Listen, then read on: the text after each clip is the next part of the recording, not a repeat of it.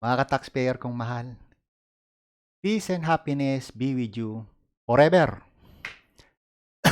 Sorry. Ayan ang topic natin. Ha?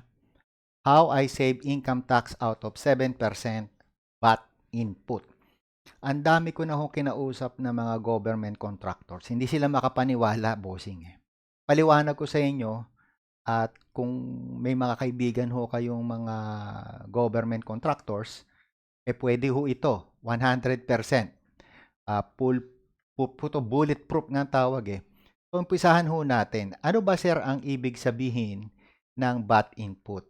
Huwag akong tanongin nyo kasi ang VAT input ay legal right ninyo.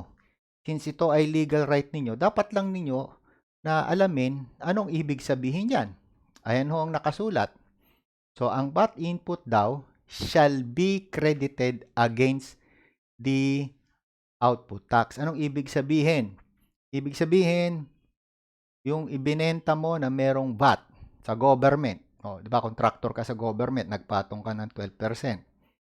So, mababawasan daw ito nung binili mo namang mga gamit or services na related doon sa government project mo yon. Bigyan kita ng isang example. Okay. So, right mo po yan mga bossing ko. Right.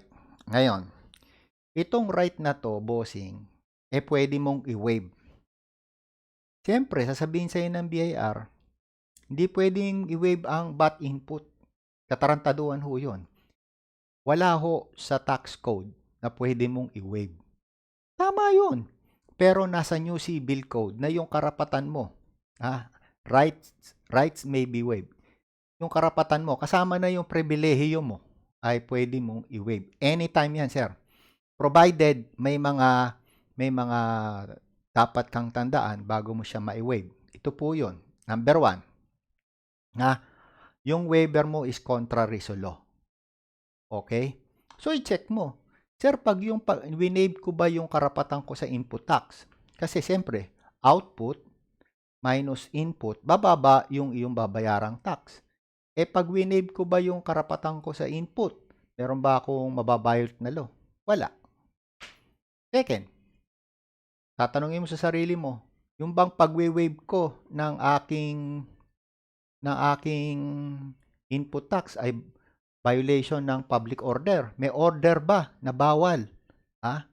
May order ba ang presidente natin? May order ba si commissioner, si DOF o yung korte? Yung Supreme Court o yung Court of Tax Appeals? Meron bang nagbabawal na i-waive ko yung VAT input ko? Actually, marami na hong desisyon ang Court of Tax Appeals na pwede ho ninyong hindi i-claim. I-waive nyo yung karapatan nyo pagki-claim ng input tax. Isa pa ho, tatanong nyo sa sarili nyo, yan ba ay pag nag-waive ako contrary to public order, public policy, moral, good customs? Lahat ng sagot dyan ay no. Pinag-aralan ko maigi yan, sir. Higit sa lahat, ito po higit sa lahat. Yung bang pag-waive ko ng aking input ay prejudicial to a third person with right recognized by law. Diba? Ang sagot dyan, of course, yung third person, yun yung BIR. Pag winave mo ba yung input, maapektuhan ba yung BIR? Hindi. Hindi maapektuhan ang BIR. Lalapit nga ako para lumalaki mukha ko rito. So, hindi ho maapektuhan ang BIR. Okay? So, favorable pa nga sa BIR yung pag nag-wave ka kasi lalaki yung output mo, wala nang deduction na input. So, lalaki yung babayaran mong buwis. Pero, ang topic kasi natin is related sa mga contractor. Government contractor, whether contractor ka ng damit, goods, o kahit anong goods. Services, sa mga, nakikita nyo yan, sa mga pagawaang bayan, yung road, bridges, at saka yung mga building. Kasi meron ako nakita 4 billion. 4 billion yung kanyang kontrata. Sabi ko sa kanya, bossing, wag mo na i-claim yung input mo. Kasi pag hindi mo claim yung input mo, malaki masasave mo sa income tax. Totoo ba yun? Yes. Bigyan kita ng sample. Bigyan kita ng sample. Ito yung sample na pinakita ko sa kanya. So, alam nyo kasi, mga bossing, ang gobyerno, pag nagbenta ka ng services sa kanya, may tinatawag na standard VAT input. So, saan galing yung standard VAT input? Nakasulat ho yan dito. The government shall deduct and withhold a final, ayan no, a final value-added tax at the rate of 5% of the gross payment thereof. Maliwanag ho yan, sir. Final. Ibig sabihin, pag nag-withhold sila ng final tax na 5%, wala na ho kayong babayarang VAT. Forever. Wala na ho, sir. Wala. At ito ho yung magandang explanation na binigay ko sa aking kaibigan. Ano? Sabi ko sa kanya, halimbawa, ikaw kontraktor, 4 billion. 4 billion yung iyong sale, di ba? So, ito yung output mo. So, 4 billion times 12% is 960 million yung iyong value-added tax. Tama ba ako? 4 billion. O basta ganyan. Okay? So, ang output tax is 960 million. Yan yung output tax. Okay? Hindi lang ata 4 billion to. So, for example lang to. Mga bossing ko, medyo mali ata yung figure na ibigay ko sa inyo. So, ang output tax natin is 960 million. Ang input tax is 672 million. Yung 672 million na nakikita nyo dyan represents 7%. Ibig sabihin, nung gross sales or gross receipts. So, ibig sabihin, sir, meron siyang biniling goods and services na subject sa VAT. At yung goods and services na subject sa VAT ay properly documented. So, kung properly documented yan, ikaw ay inaalaw ng batas na i-claim yung 12% dyan. So, yung 12% niya doon sa goods and services na pinurchase niya ay worth 672 million, yung VAT input. Ayan, yun yung VAT input. So, kung i-ratio and proportion natin to, yung output at saka versus input, yung input ay kumakatawan ng 7% ng gross sales at yung VAT output kumakatawan ng 12%. So, kung i-deduct natin yan, sir, yung input sa output lalabas ay VAT due, which is 5% ng gross sales o gross receipts, 288 million. Ang withholding tax is 5% of gross receipts and gross sales, definitely 288 million din yon. So, kung parehas ho yung VAT due at saka yung withhold ng government, definitely wala hong babayarang zero. Wala nang babayarang tax, kaya zero ang ipapile na return. Ngayon, yung second scenario, ayan, yung second scenario, the same thing. Ang VAT output is 960 million. Pero this time, zero ho ang input.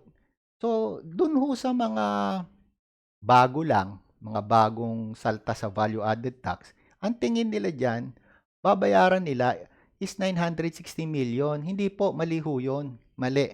Lalong-lalo na ang kakontrata nyo ay government, hindi ho 960 million.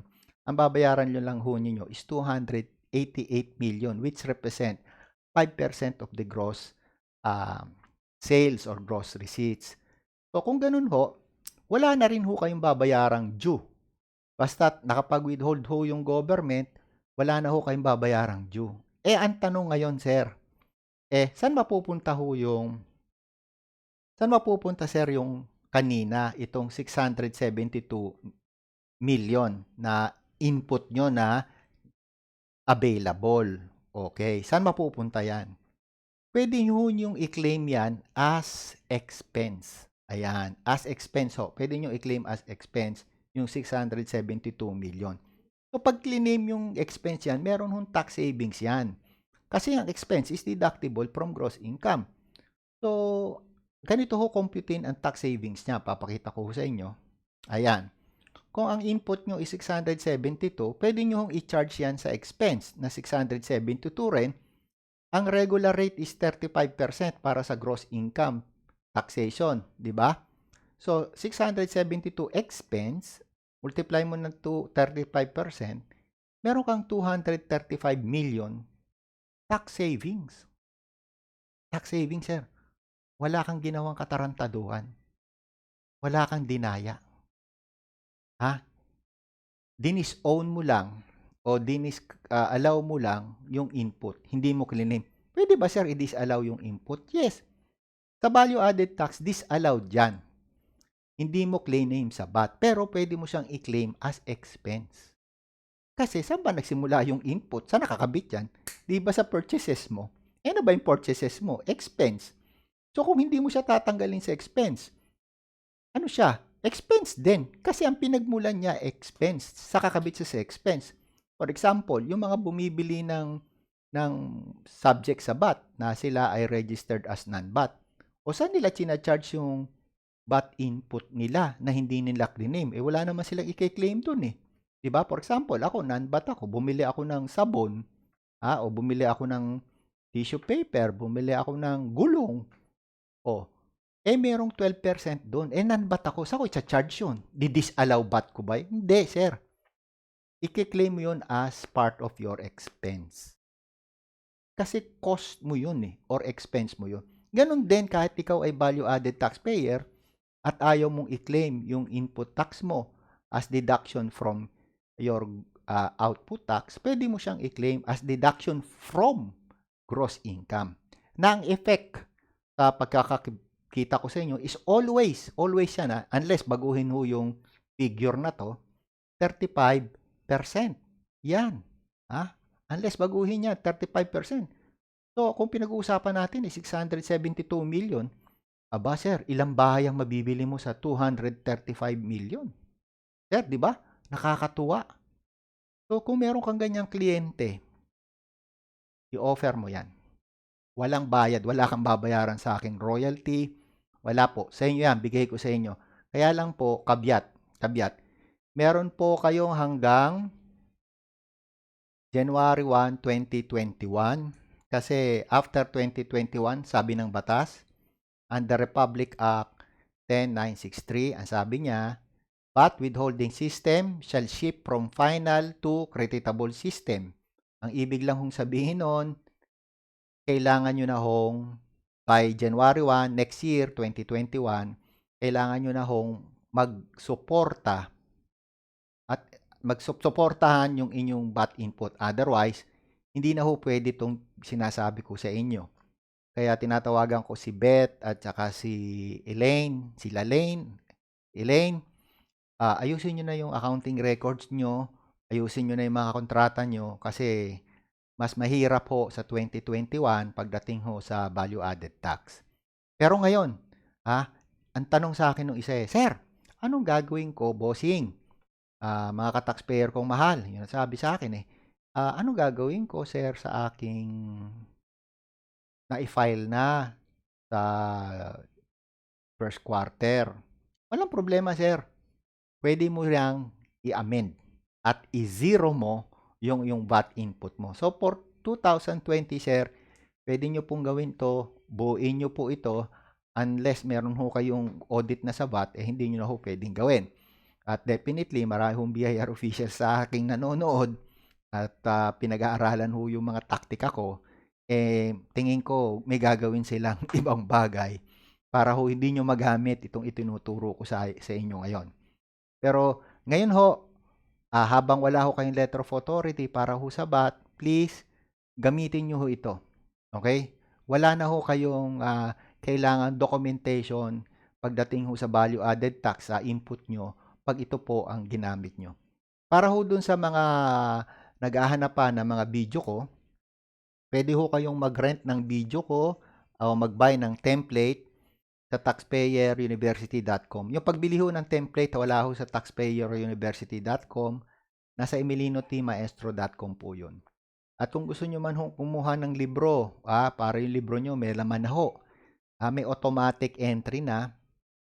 Meron ho akong computerized books of accounts na pwede hong mag-issue ng electronic receipt. So, hindi na ho kayo matatax mapping ng BIR pagdating sa books of accounts at pagdating sa resibo kasi puro electronic na po.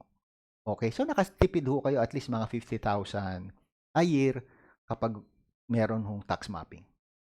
So, sana po itong maikling lecture ko ay may natutunan ho kayo at kung meron ho kayong pagkakataon, ay ine-encourage ko ho kayo na i-share ho ito sa mas marami hong tao para mas marami ho yung maka-avail ng benefits na ibinibigay ho na ating batas. Marami pong salamat at patnubayan kayo ng poong may kakapal. Hanggang sa muli, ito po ang inyong lingkod, Emilino T. Maestro, Tax Specialist.